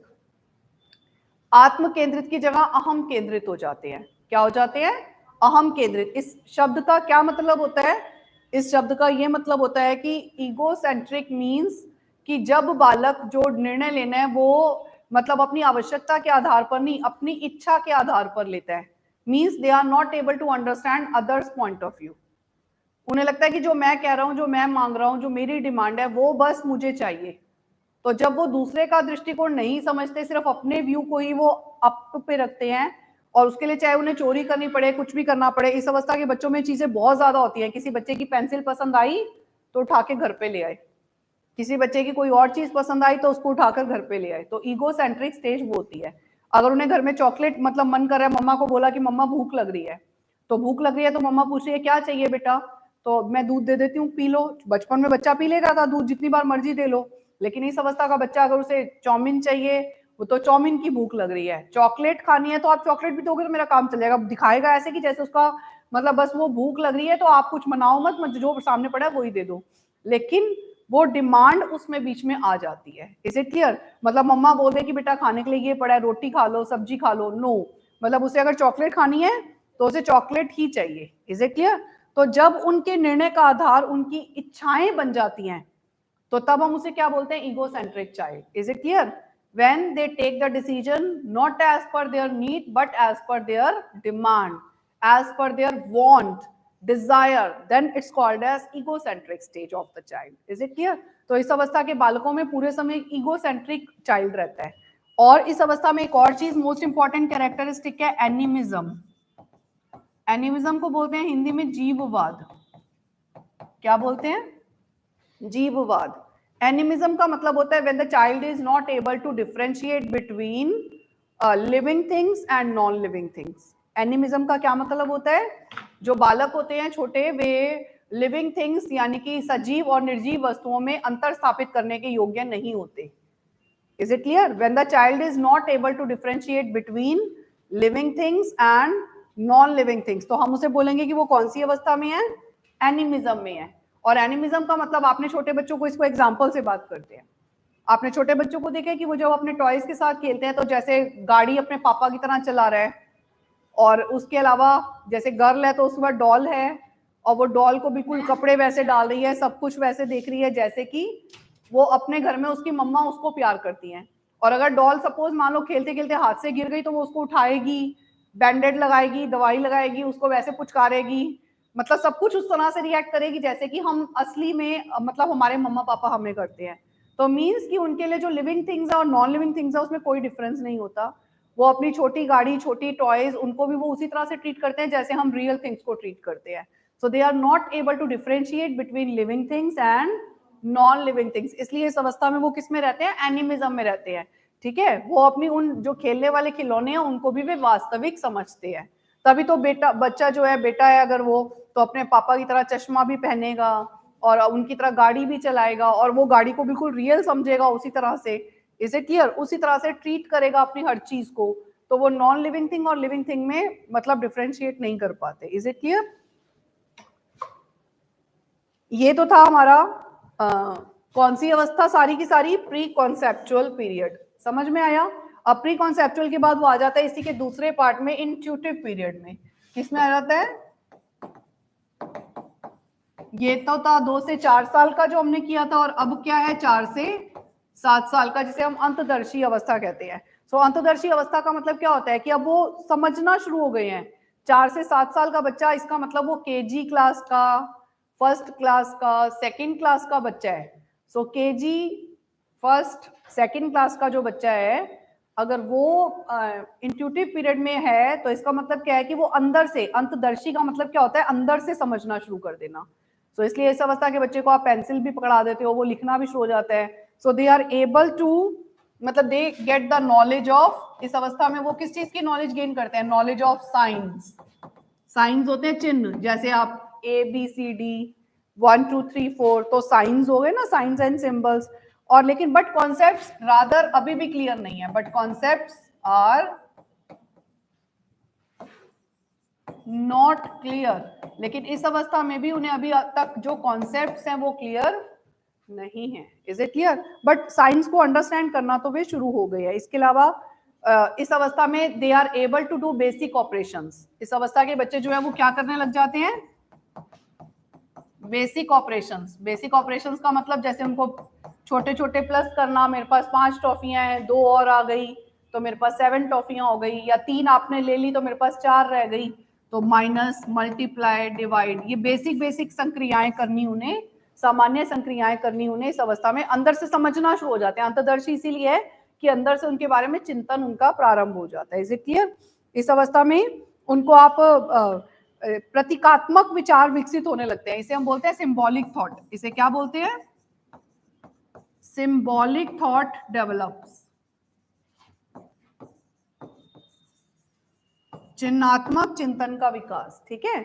सो मतलब बच्चों को जो है, कोई भी आप साइन सिंबल्स पढ़ाते हैं इस अवस्था के बच्चों को, तो उनको वो चीज समझ में आनी लग जाती है. जैसे red light, green light, yellow light.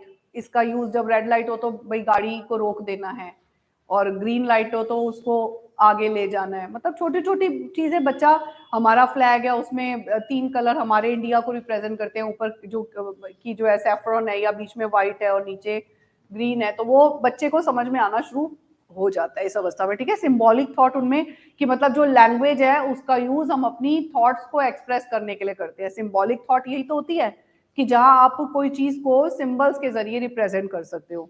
यानी आप बातचीत के जरिए उस बात को एक्सप्रेस करना शुरू कर देते हो। Is it clear? तो यहाँ पर knowledge is represented through language. यहाँ बच्चा कैसे नॉलेज को रिप्रेजेंट करता है? knowledge is represented through language। बालक जो है वो किसके द्वारा चीजों को एक्सप्रेस करता है? भाषा के जरिए एक्सप्रेस करता है, सिंबॉलिक थॉट और इमेजेस। तीन चीजें इसमें क्या क्या आ जाएंगी? लैंग्वेज, सिंबॉलिक थॉट, क्योंकि वो भी ऑलरेडी हमने पढ़ लिया कि यहाँ पे होता है, और साथ में सिंबॉलिक थॉट का मतलब क्या हो गया कि आप उस चीज को सिंबल्स के जरिए, आपको सिंबल समझ आने शुरू हो गए हैं। Is it clear? Symbolic thought उसे कहते हैं। लैंग्वेज मतलब भाषा का यूज करना, सिंबॉलिक थॉट मतलब सिंबल्स को समझना, और इमेजेस मतलब जैसे डॉग की इमेज देख के डॉग के बारे में बता देगा कि this is dog, this is cat, this is cow, मतलब हर एक चीज को देख कर जो है इमेज के थ्रू बता पाता है। तो इस अवस्था के जो बालक होते हैं उनमें क्या क्या विकसित हो जाता है? उन्हें भाषा के द्वारा, और सिंबॉलिक थिंकिंग का मतलब क्या हो जाता है हिंदी में? चिन्हात्मक चिंतन के द्वारा, और इमेजेस हो जाती हैं आपकी जो प्रतिमाओं के द्वारा अपनी जो वो अपनी जो अपना ज्ञान है उसे वे प्रस्तुत कर पाते हैं। Is it clear? समझ में आ गया? तो इस अवस्था में ये सारी चीजें जो है डेवलप हो जाती हैं। अब इसके बाद बच्चा एक, अच्छा इसमें कुछ और भी चीजें हैं बेसिकली जो इस अवस्था में ही डेवलप होती हैं, जैसे कि एक तो इस अवस्था के बालक की विशेषताएं। तो इस अवस्था के बालकों में ना एक चीज होती है सेंट्रेशन। इस अवस्था के बालकों में क्या होता है? अच्छा प्लीज नोट डाउन, मुझे लग रहा है कि अभी बच्चे नोट कर रहे हैं ना, आप प्लीज नोट कर लो फिर हम करते हैं आगे।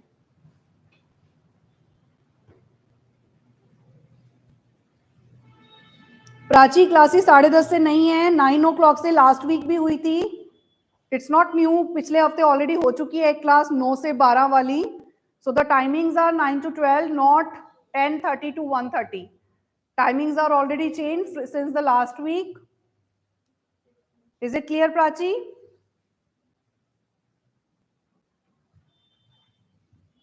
आपके ग्रुप में भी बेटा जितने बच्चे हैं उनको प्लीज लेट देम नो कि क्लासेस का टाइम जो है 9 to 12 हो गया है। If they want to come class में भी आ सकते हैं, और अदर ऑनलाइन क्लासेस तो हैं ही हैं, बट आने में थोड़ा सा ज्यादा बेटर होता है ऑफलाइन में।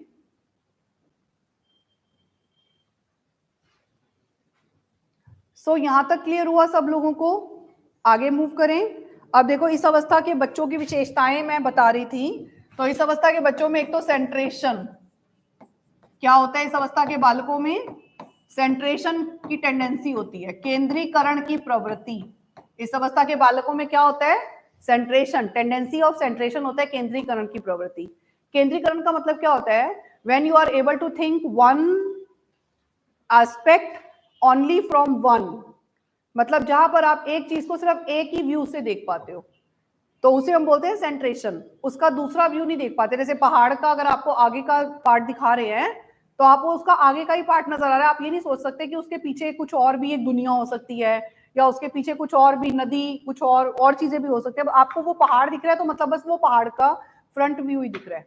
तो सेंट्रेशन में बहुत अच्छा एग्जाम्पल है, जैसे छोटे बच्चे को अगर कोई चीज कॉपी में गलत चेक कर देता है टीचर, और मम्मा घर आके वो लेकर आता है कॉपी को, तो और मम्मा देखती है उसको कि ये गलती हुई हुई है, तो मम्मा उसे करेक्ट करने की कोशिश करती है, तो वो छोटा बच्चा क्या बोलता है कि नहीं मेरी मैम ने ऐसे कराया है, आप गलत कर रहे हो, आपको नहीं करना, यही वाला तरीका ठीक है जो मेरी मैडम ने कराया, आप नहीं कराओगे। इसका मतलब ये है कि वो सिर्फ उस चीज को उस एक तरीके से ही समझ पाते हैं, उसके दूसरे तरीके को वो अंडरस्टैंड नहीं करते, क्योंकि उनमें कौन सी टेंडेंसी होती है? सेंट्रेशन। तो इस अवस्था में एक तो इनमें क्या होता है? सेंट्रेशन की प्रवृत्ति होती है। Is it clear? समझ आ गया?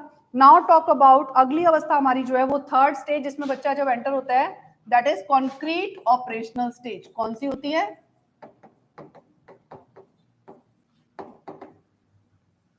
कॉन्क्रीट ऑपरेशनल स्टेज, जो 7 से 11 साल की अवस्था है। अब 2 से 4, 4 से 7, 7 से 11, ये अवस्था 7 से 11 साल की है। कॉन्क्रीट मतलब जिसे हम स्थूल बोल रहे हैं, मूर्त बोल रहे हैं, संक्रिया की अवस्था।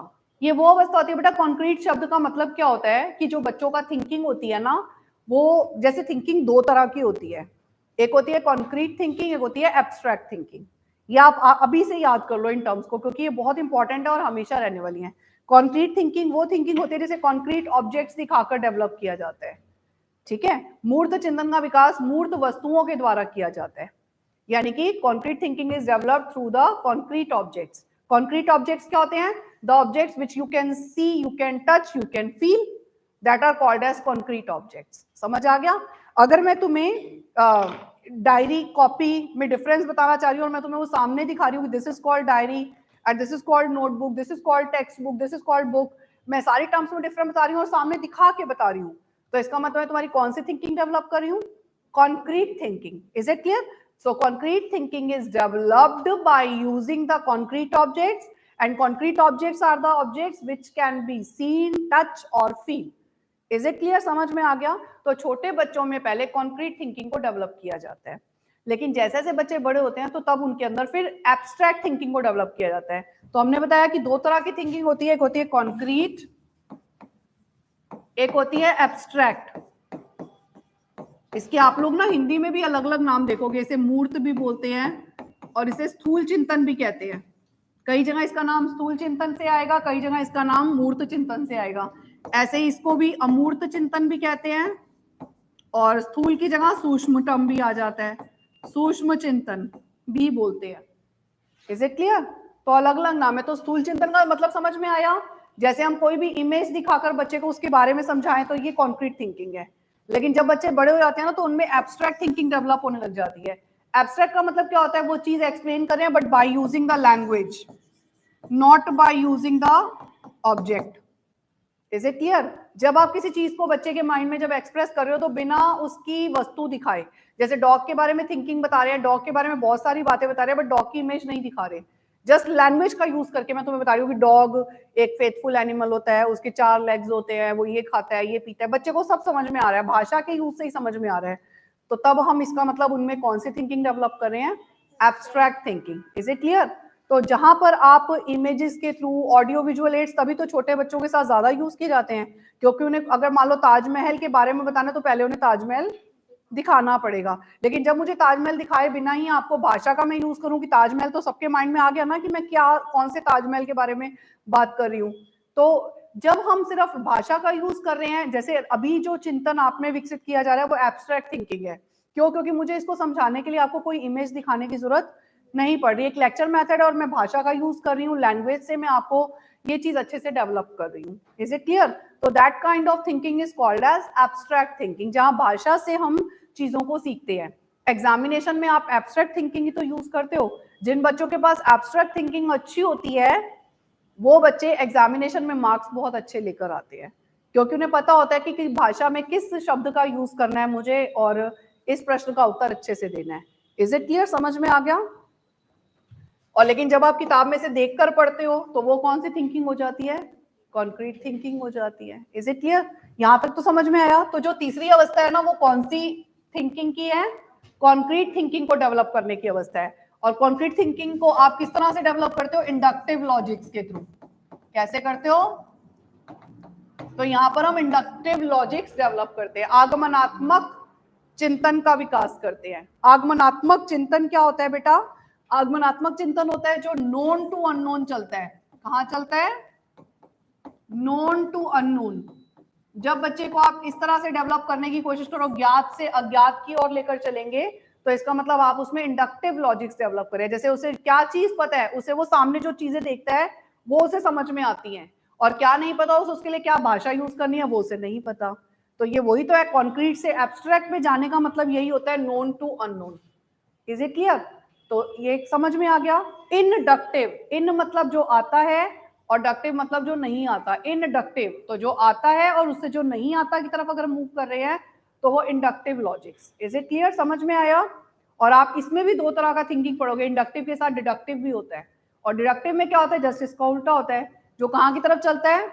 अननोन से नोन की तरफ चलता है। तो जहां पर आप थोड़ा सा कह सकते हो कि एब्स्ट्रैक्ट की तरफ मूव करेगा। Is it clear? जनरलाइजेशन की तरफ मूव करेगा। अब आगे देखो, इस अवस्था के बच्चों में और भी कई चीजें डेवलप होती हैं बेटा। कुछ टर्म्स बताई गई हैं जो इस अवस्था के बालकों की विशेषताएं होती हैं, जैसे कि उसमें पहला कंजर्वेशन एबिलिटी। क्या इस अवस्था में डेवलप होता है? Conservation ability. इसे बोलते हैं संरक्षण की योग्यता। इस अवस्था के बालकों में क्या विकसित होता है बेटा? संरक्षण की योग्यता। इसे पियाजे ने लिक्विड के एग्जाम्पल से समझाया है। एक एक्सपेरिमेंट किया गया और जैसे एक पतला और लंबा ग्लास लिया और एक मोटा और चौड़ा ग्लास लिया और दोनों में सेम क्वांटिटी ऑफ वाटर डाला, दोनों में सेम क्वांटिटी ऑफ वाटर डाला। जब इस अवस्था से पहले वाली अवस्था के बच्चों को दिखाया गया और उनसे पूछा गया कि बेटा किसमें पानी ज्यादा है, तो उस अवस्था के बालकों ने बताया कि जो पतला और लंबा है जिसमें ऊंचा ऊंचा नजर आ रहा था तो उसमें ज्यादा है, और जो मोटा और चौड़ा है उसमें कम है, क्योंकि वो परसेप्शन के बेस पर निर्णय ले रहे थे। जो उन्हें दिखाई दे रहा था, उनकी इंद्रियां उन्हें दिखा रही थी, उसके आधार पर वो निर्णय लेते थे। लेकिन इस अवस्था का जो बालक होता है कॉन्क्रीट ऑपरेशनल स्टेज में, उसको जब यही सवाल पूछा गया तो क्योंकि ये कॉन्क्रीट थिंकिंग है, आप उसके सामने दोनों बर्तनों में डाल रहे हो पानी और वो उस चीज को होता हुआ देख रहा है, तो इस अवस्था के बालक में कंजर्वेशन एबिलिटी डेवलप हो जाती है। तो इसके कारण वो क्या बताता है, वो यह बताता है कि दोनों में बराबर है, किसी में भी ज्यादा या कम नहीं है। तो यानी इस अवस्था के बालक को ये चीज समझ में आती है कि quantity remains the same, maybe size, maybe shape can change, but quantity remains the same, and this ability is called as conservation ability. समझ में आया कि मतलब जो है हम साइज और शेप चेंज कर देने से उसकी क्वांटिटी में कोई चेंज नहीं आता। तो जब बच्चा ये समझने लग जाए तो उसे हम बोलते हैं कंजर्वेशन एबिलिटी। जैसे कि इसी में और एग्जांपल उन्होंने दिया है, वेट को लेकर भी कंजर्वेशन एबिलिटी होती है। 1 किलो रुई और 1 किलो लोहा, दोनों में से किसका वेट ज्यादा है? सो मे बी छोटा बच्चा जो होगा वो सॉफ्ट के कारण हो सकता है वो बोले कि कॉटन का वेट जो है वो कम है और लोहे का वेट ज्यादा है। लेकिन इस अवस्था के बालक को ये चीज समझ आती है दोनों ही 1 kg हैं, तो दोनों ही जब हम उठाएंगे तो दोनों का वेट सेम है। Is it clear? क्योंकि उसमें कंजर्वेशन एबिलिटी डेवलप हो गई है। फिर दोबारा से वही शेप और फॉर्म चेंज होने से वेट चेंज नहीं होता। Is it clear? समझ में आ गया? या quantity remains the same. Is it clear? This ability is called as conservation ability. So इस अवस्था के बालकों में इंडक्टिव लॉजिक्स डेवलप होते हैं, कंजर्वेशन एबिलिटी डेवलप होती है। इसके अलावा और भी चीजें डेवलप होती है, जैसे न्यूमरेशन। क्या डेवलप होता है? न्यूमरेशन, सीरिएशन, न्यूमरेशन, सीरिएशन और क्लासिफिकेशन। इस अवस्था में क्या क्या डेवलप हो जाता है? न्यूमरेशन मतलब संख्यांकन की योग्यता, सीरिएशन मतलब क्या होता है? उसे क्रमानुसार लगाने की, क्रमबद्धता की योग्यता जिसे आप बोलते हो, और क्लासिफिकेशन होता है वर्गीकरण की अवस्था। तो इस अवस्था में तीनों चीजें बच्चों में डेवलप हो जाती है। न्यूमरेशन मतलब नंबर्स, यानी इस अवस्था के बच्चे को आप बोलो कि आपने बेटा 6 आपकी अलमीरा में कितने कॉलम्स हैं, और आपने एक कॉलम में जो है आपने सारे पेंटे लगा देनी है, एक में आपने सारी टी शर्ट्स लगा देनी है। तो now the child is able to count their dresses कि उसके पास जो है इतनी पेंटे, इतनी टी शर्ट्स, इतना सब है। और सीरिएशन मतलब उन्हें सीरियल वाइज लगा भी सकता है वो कि इस कॉलम में मेरे सारे पेंट्स मिल जाएंगी, इस कॉलम में मेरी सारी जो है शर्ट्स मिल जाएंगी। और साथ में कैटेगराइज करना, कैटेगराइज करना मतलब चीजों को अगर मैं उनसे बोल दूं कि सारी पेंटों को अलग कर दो, शर्ट्स को अलग कर दो, हैंकीज को अलग कर दो, तो they are able to make the groups. इस अवस्था के बालक जैसे आप उनको बहुत सारे क्वेश्चंस आप ग्रुपिंग वाले भी देते हो कि बेटा खट्टी, मीठी और तीखी वस्तुओं का जो है आप कैटेगराइजेशन कर दो। तो अगर गुड़ है तो वो मीठी वाली कैटेगरी में डाल देगा, नींबू है तो खट्टी वाली कैटेगरी में डाल देगा। तो ऐसे करके child is able to categorise the things, क्योंकि इस अवस्था के बालक चीजों को अलग अलग कैटेगरीज में डिवाइड कर सकते हैं। पियाजे ये बोलते हैं इस अवस्था में बच्चों में मेंटली क्या डेवलप होता है? न्यूमरेशन, सीरिएशन और क्लासिफिकेशन डेवलप हो जाता है। इसके अलावा इस अवस्था में एक और चीज डेवलप होती है, रिवर्सिबिलिटी। क्या डेवलप होता है? इसे हम बोलते हैं पलटावी सिद्धांत। रिवर्सिबिलिटी को क्या बोलते हैं बेटा? पलटावी सिद्धांत। रिवर्सिबिलिटी का मतलब होता है कि जब आप किसी चीज को मतलब मान लो चेंज कर रहे हो उसकी फॉर्म को, तो क्या उसे दोबारा ओरिजिनल फॉर्म में लाया जा सकता है? तो लाया जा सकता है, ये रिवर्सिबिलिटी है। जैसे कि सपोज मान लो छोटे बच्चे के सामने अगर आप क्ले से कोई एनिमल बना देते हो, तो वो जैसे एनिमिज्म में जब तक रहता है, तो अगर मान लो उसके हाथ से वो एनिमल गिर गया तो वो रोना शुरू कर देगा। क्यों? क्योंकि they are not able to differentiate, और वो जो है उस टॉय के गिरने पर रोएगा और उसको फील करेगा, और वो ये नहीं सोच पाता कि उस अवस्था का जो बालक है कि ये जो टॉय है ये दोबारा से क्ले में कन्वर्ट हो गया और क्ले को फिर दोबारा एनिमल बना सकते हैं। Is it clear? यानी ये जो शेप है ओरिजिनल फॉर्म में भी आई थी और ओरिजिनल से फिर दोबारा नई शेप इसको दी जा सकती है। Is it clear? लेकिन इस अवस्था का जो बालक होता है उसमें रिवर्सिबिलिटी डेवलप हो जाती है।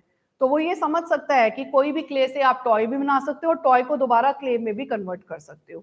Is it clear? ऐसे ही बहुत सारी चीजें से आप रोटी से आटा मतलब वो पहले करते हो उसका राउंड और फिर उससे जो है बेल देते हो, तो बेलने के बाद दोबारा फिर उसे उसी में कन्वर्ट कर देते हैं आटे में, और सूख जाए तो वो ड्राई आटा भी हो जाएगा थोड़े दिनों के बाद, उसको पीस लिया जाए तो दोबारा वो ओरिजिनल फॉर्म में आ जाएगा। तो यानी गेहूं से आटा बन जाता है और आटे से गेहूं नहीं बन सकती। ये जो चीजें हैं ना पलटावी सिद्धांत में आती हैं। तो इस अवस्था के बालक इन चीजों को समझना शुरू हो जाते हैं, लेकिन इससे पीछे वाली अवस्था के बालक जो होते हैं वो इस चीज को अंडरस्टैंड नहीं करते। Is it clear? Reversibility and the last thing जो इस अवस्था में और डेवलप होती है, दैट इज मोस्ट इंपॉर्टेंट, डीसेंट्रेशन। अभी हमने इसे पिछली अवस्था में सेंट्रेशन पढ़ा था ना, यहां पर विकेंद्रीकरण, इसे हिंदी में क्या बोलते हैं? विकेंद्रीकरण। डिसेंट्रेशन डेवलप हो जाता है। तो डिसेंट्रेशन का मतलब क्या होता है कि जब बालक जो है एक से ज्यादा चिंतन को सोच पाता है। तो जैसे अगर उसने मम्मा ने कुछ सिखाया तो वो उसे भी समझ लेगा, और टीचर ने कुछ सिखाया तो उसे भी समझ लेगा। उसे ये पता लग जाता है एक समस्या को सॉल्व करने के एक से ज्यादा तरीके हो सकते हैं। तो वो डिसेंट्रेशन। Is it clear? तो वो वहां पे मम्मा से आर्ग्यूमेंट नहीं करेगा कि आप गलत बता रहे हो, वो उसे समझने की कोशिश करेगा कि ये भी एक तरीका हो सकता है इस चीज को अंडरस्टैंड करने का। तो उसे जो आसान लगेगा लास्ट में वो उसे अडॉप्ट कर लेगा, क्योंकि यहाँ पर आते आते उसमें डिसेंट्रेशन डेवलप हो जाता है। तो आई होप सो ये चीजें समझ में आ गई आप लोगों को। ये सब कॉन्क्रीट ऑपरेशनल स्टेज में डेवलप होता है। क्या क्या? Inductive logics, conservation ability, numeration, seriation, classification, reversibility and the decentration. थोड़ा सा टिपिकल है, लेकिन एक दो बार थ्योरी पढ़ोगे तो आपको लर्न, अभी आप फर्स्ट टाइम कर रहे हो, मैंने भी इसलिए इतना टाइम दिया है। जब सेकेंड ईयर के बच्चे आते हैं तो हम इसको और थोड़ा कम टाइम देते हैं तो भी समझ आ जाता है, क्योंकि इसको ही सबसे ज्यादा बच्चे करते हैं। और आगे आगे जैसे जैसे जाओगे तो ये और अच्छे से समझ में आ जाएगा, क्योंकि हर बार करना है। Is it clear? Now come to the last stage. Last stage हमारी कौन सी थी? Formal operation stage. आखिरी अवस्था कौन सी है बेटा? Stage of formal operation.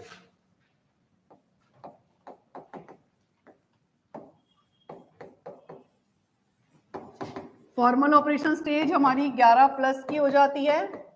सो इस अवस्था के जो बच्चे होते हैं औपचारिक संक्रिया की अवस्था, यहाँ पर बच्चों को अब कॉन्क्रीट थिंकिंग डेवलप करने की जरूरत नहीं है। यहाँ पर बच्चों में क्या डेवलप होता है? Abstract thinking. अभी तुम सबको पता है एब्स्ट्रैक्ट थिंकिंग क्या होता है, क्योंकि फॉर्मल ऑपरेशन है। अब उसे इमेज दिखाने की जरूरत नहीं है कोई भी चीज समझाने के लिए, उसे डायरेक्टली समझ में आ जाएगा, क्योंकि यहाँ पर उसमें कौन सी थिंकिंग डेवलप होती है? Abstract thinking develops. ठीक है, अमूर्त चिंतन का विकास होता है। इसके अलावा और क्या डेवलप होता है? Generalisation develops. क्या डेवलप होता है?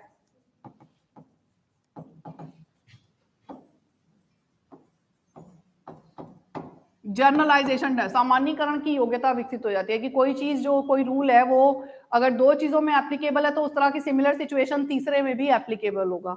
It's called journalisation. तो बच्चे को समझ में आना शुरू हो जाता है, जर्नलाइजेशन की एबिलिटी आ जाती है। इसके अलावा काम में एक सिक्वेंशियलिटी आ जाती है, क्रमबद्धता जिसे आप बोलते हो, कि चीजों को टू दी पॉइंट करना, एक सिस्टेमैटिकली करना। तो सिस्टेमैटिक थिंकिंग उनमें क्या डेवलप हो जाता है? Systematic thinking. इससे पहले वाली अवस्था के जो बच्चे होते हैं ना, उनको स्टोरी अगर कोई पूछ ली जाए तो वो स्टोरी का जो पार्ट पहले आता है वो पहले बता देगा, जो बाद में आता है वो बाद में बताएगा। लेकिन इस अवस्था के बालक में सिस्टेमैटिक थिंकिंग होती है और वो स्टोरी को उसी क्रम में सुनाएगा जिस क्रम में वो दी गई है। Is it clear?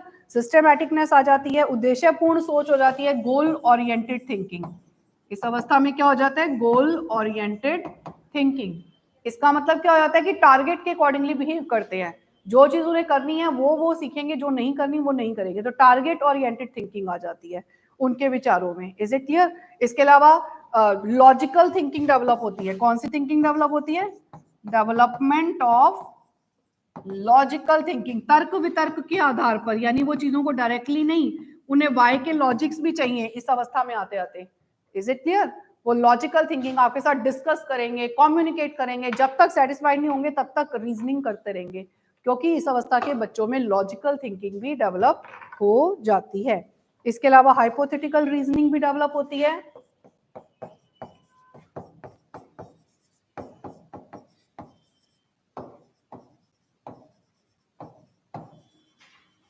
इसे परिकल्पनात्मक चिंतन का विकास बोलते हैं। परिकल्पनात्मक चिंतन क्या होता है? या जैसे हम बोलते हैं हाइपोथेटिकल रीजनिंग, इसका मतलब क्या होता है? हाइपोथेसिस, एक प्रॉब्लम और उसका क्या क्या सॉल्यूशन हो सकता है, उसे हाइपोथेटिकल थिंकिंग कहते हैं। तो और हालांकि उस थिंकिंग को अभी हमने एग्जामिन करना है, रिसर्च करना है, लेकिन हमें नहीं पता कि ये थिंकिंग करेक्ट होगी कि नहीं होगी, बट उनमें हाइपोथेटिकल थिंकिंग स्टार्ट हो जाती है कि वो एक प्रॉब्लम के क्या क्या सॉल्यूशंस हो सकते हैं, टेंटेटिव सॉल्यूशंस वो सोच पाते हैं इस अवस्था में आकर। Is it clear? उसके समस्या को अच्छे से समझने के लिए उसके हर विचार को वो अच्छे से सोच पाते हैं। सो इस अवस्था के बालकों में ये सब चीजें जो है डेवलप हो जाती हैं। So this is all about पियाजे की थ्योरी। Is it clear? समझ में आई सबको पियाजे की theory? So it's most important part for you.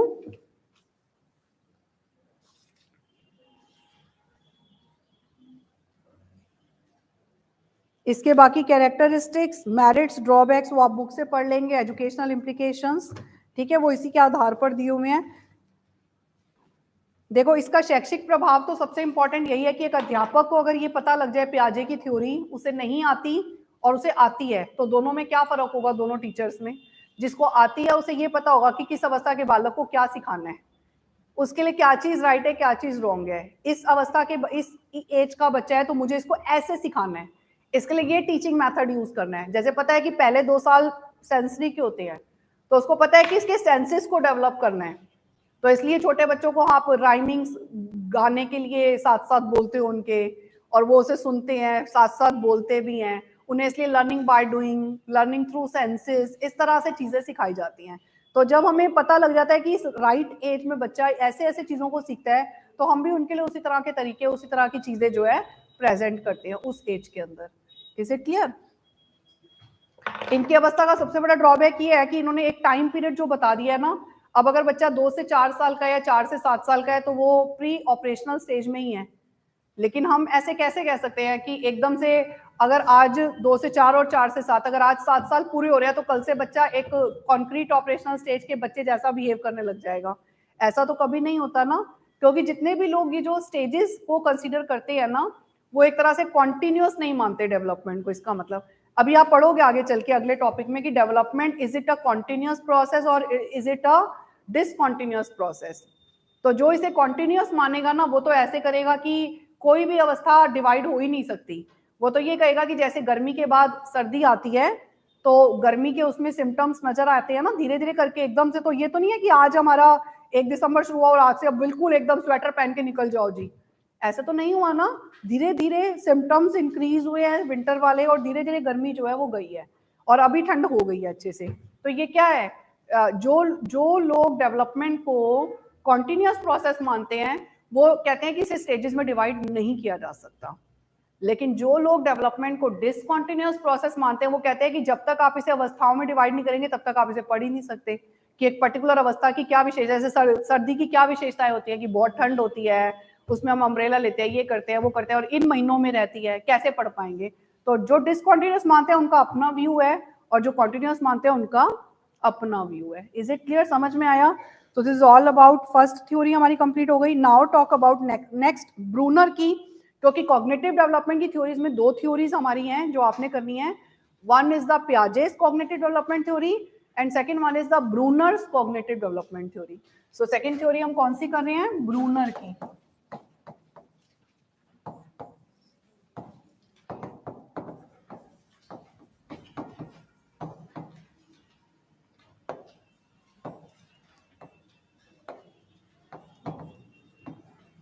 Brunner की संज्ञानात्मक विकास का सिद्धांत।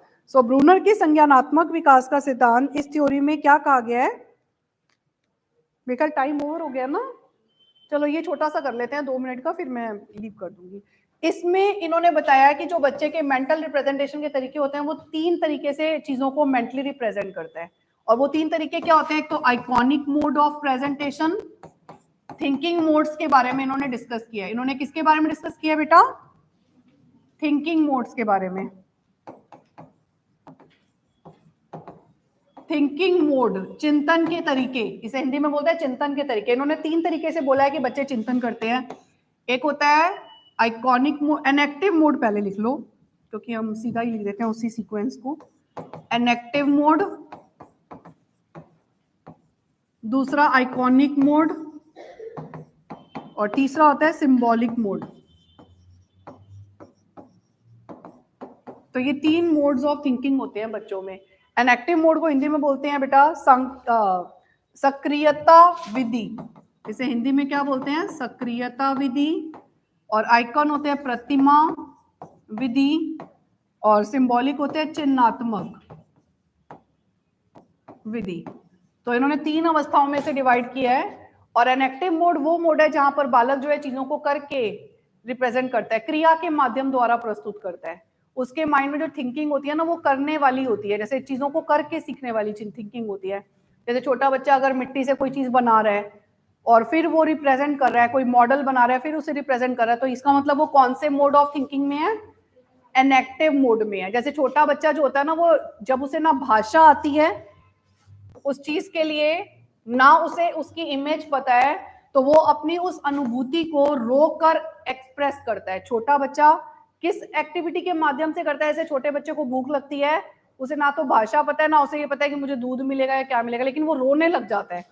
छोटे बच्चे को कोई भी प्रॉब्लम हो तो वो रो के ही एक्सप्रेस करता है। उसके पेट में दर्द है तो भी कैसे एक्सप्रेस करेगा? रो के करेगा। भूख लगी है, गोदी में आना है, नींद नहीं आ रही, कोई और बुखार, कोई बॉडी में प्रॉब्लम है, तो भी क्राइंग के थ्रू। तो ये क्या होता है कि ये एक तरह की इनएक्टिविटी है, मतलब इनएक्टिव मोड है, क्योंकि यहाँ पर बच्चा हर चीज को क्रिया के माध्यम से यानी रो कर, जैसे अगर बच्चे को गुस्सा आता है तो बच्चा पैर पटक के एक्सप्रेस करता है ना अपना गुस्सा, इसका मतलब वो कौन से मोड से रिप्रेजेंट कर रहा है अपनी थिंकिंग को? इनएक्टिव मोड से। Is it clear? तो जहां पर आप अपनी बॉडी के थ्रू, अपनी क्रिया के माध्यम से अपनी थिंकिंग को प्रेजेंट करते हो, तो उसे हम कौन सा मोड कहते हैं बेटा? Inactive mode. समझ आया? यहां थ्रू एक्टिविटीज, यहां हम किसके थ्रू एक्सप्रेस करते हैं? एक्टिविटीज के थ्रू। और आइकॉनिक मोड क्या होता है बेटा? इमेज के माध्यम से, थ्रू इमेजेस। तो जैसे कॉन्क्रीट थिंकिंग हमने अभी पढ़ा ना, ये अगर इसे कंपेयर करें तो ये पियाजे की कॉन्क्रीट थिंकिंग वाली स्टेज है एक तरह से, आइकॉनिक मोड, क्योंकि आइकन्स का यूज करते हैं। आइकन्स होते हैं इमेजेस। तो जहां बच्चा इमेज, चित्रों के माध्यम से और उस चीज को एक्सप्रेस करता है, भाषा को एक्सप्रेस करता है, अपनी थिंकिंग को एक्सप्रेस करता है, लेकिन चित्रों के माध्यम से। जैसे डॉग को दिखाएंगे तो वो बताएगा yes this is dog, this is cat, this is this house. Images उसको दिखाकर समझाई जा रही हैं। तो जब बच्चा आइकन्स के माध्यम से अपनी थिंकिंग को प्रेजेंट करता है तो वो कौन से मोड में है? आइकॉनिक। तो इन्होंने ये भी कहा है ब्रूनो ने कि जब बच्चा आइकॉनिक मोड में होता है तो टीचर को ज्यादा से ज्यादा क्या यूज करना चाहिए? ऑडियो विजुअल एड्स, क्योंकि उसमें बच्चा सामने देखेगा, उस चीज को समझेगा और फिर अंडरस्टैंड करेगा। तो इस अवस्था के बालकों को आइकन्स के थ्रू पढ़ाया जाता है। क्लियर? फिर आ जाती है अगली अवस्था। ये अवस्था तब शुरू होती है जब बच्चे को अब उस चीज के बारे में जो है ना इमेज दिखाने की जरूरत नहीं है। जैसे डॉग के बारे में पता लग चुका है, अब उसे इमेज दिखाने की जरूरत नहीं है। तो सिंबल होते हैं भाषा। सिंबल का मतलब क्या होता है? लैंग्वेज। तो जब बालक की थिंकिंग को रिप्रेजेंट करने का जो मोड है वो लैंग्वेज बन जाए, यानी यहां पर थ्रू इमेजेस आ जाता है और यहां पर थ्रू लैंग्वेज आ जाता है, एक तरह से abstract thinking. Is it clear? तो जब आप भाषा के द्वारा उसी चीज को एक्सप्लेन कर रहे हो या बच्चा भी लैंग्वेज के थ्रू अपनी थिंकिंग को एक्सप्रेस कर रहा है, तो इसका मतलब वो कौन से मोड पे? ना तो वो रो के एक्सप्रेस कर रहा है, ना तो वो चित्रों के माध्यम से, इमेज के माध्यम से। छोटे बच्चे को अगर अलग अलग मोड दिखाए जाते हैं कि ये गुस्से वाला मोड है, ये रोने वाला है, ये हंसने वाले व्यक्ति का है, तो उसको कैसे दिखाया जाएगा? यहाँ इमेजेस में दिखाया जाएगा कि अगर एक रोने वाला होता है तो वो उसकी शक्ल ऐसी होती है, और एक हंसने वाला होता है तो उसकी शक्ल ऐसी होती है।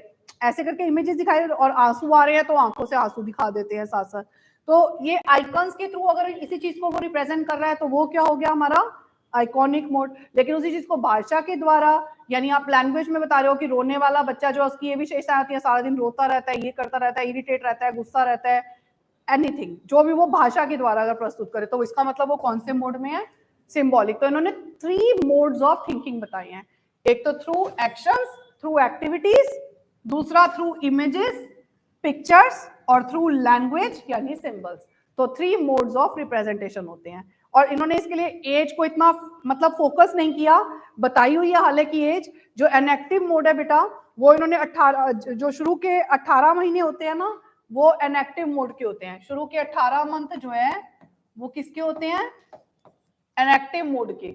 1.5 साल तक का बच्चा इनएक्टिव मोड में रहता है, क्योंकि वो रो कर चीजों को प्रदर्शित करता है, या जैसे गुस्सा आ रहा है तो पैर पटक के करेगा, क्योंकि उसके पास ना भाषा है ना आइकन है।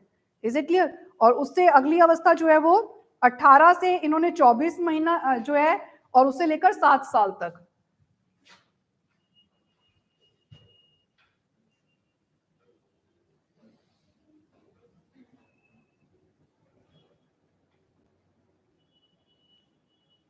इन्होंने 18 से 24 महीने की अवस्था जो है, वैसे ये गलत है, 18 से 24 मंथ नहीं है, यहां से लेकर टिल 7 ईयर्स तक, ठीक है।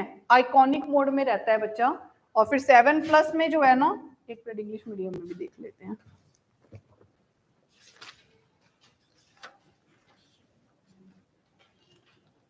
हाँ देखो, ये इंग्लिश मीडियम में ठीक दिया हुआ है, फिर भी 6 साल और 7 ऑनवर्ड्स, ठीक है। 7 साल प्लस मतलब ये 7 साल तक है, और ये 7 ईयर्स प्लस है। Is it clear? सो 7 साल से जो बड़ा बच्चा है वो, क्योंकि वहां भी तो हमने यही पढ़ा था, 7 से 14, 7 से 11 और 11+ पढ़ा था ना पिछली अवस्था में, तो 11+ का जो बच्चा है वो लैंग्वेज का यूज करता है। Is it clear? तो इन्होंने उसी को इन्होंने ना पहले ही अपनी थ्योरी में वैसे ही बोल दिया कि भाषा ये जो थिंकिंग के मोड्स हैं, ये एज के अकॉर्डिंगली नहीं है, क्योंकि एक अवस्था का जो बच्चा है ना, वो जरूरी नहीं कि वो अपनी बात को, अपनी थिंकिंग को एनेक्टिव से ही प्रेजेंट करे, वो आइकन से भी करेगा, वो भाषा से भी करेगा, यानी हर मोड का वो यूज करेगा। Is it clear? बस आज के लिए इतना रखेंगे। सो आई होप सो ये थ्योरी समझ में आ गई। बाकी इसके बेटा मेरिट्स और ड्रॉबैक्स हैं, और साथ में ये आपका जो फर्स्ट चैप्टर है ना इसका, ये कंप्लीट भी हो गया। So in the next class what I will take, development और उसके मल्टी डायमेंशंस के बारे में हम डिस्कस करेंगे अगली क्लास में, ठीक है। सबको समझ आई आज वाली class? So it was important, इसलिए मैंने भी तुम्हें टाइम देकर सिखाया अच्छे से। अब तुम्हारा काम पता है आज क्या है? होमवर्क ये है कि नोट्स बना लेना जाकर इन दोनों थ्योरीज के, क्योंकि ये बहुत इंपॉर्टेंट है। मैंने बताया पेपर में आनी है, 100% आएगा इसका क्वेश्चन। तो देखो, जो चीज हमें पता है 100% आएगी, उससे अच्छे से कर लो। चलो बाय ऑल ऑफ यू।